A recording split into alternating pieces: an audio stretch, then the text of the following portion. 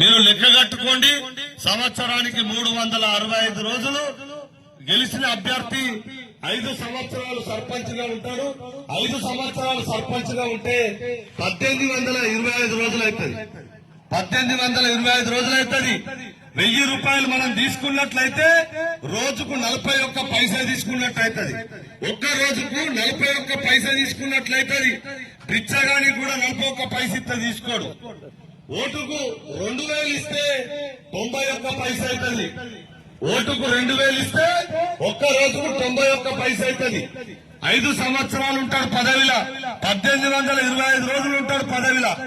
ఓటుకు 5000 ఇచ్చినా కూడా 1825 రోజులకు ₹2.72 కొత్తలవుతుంది.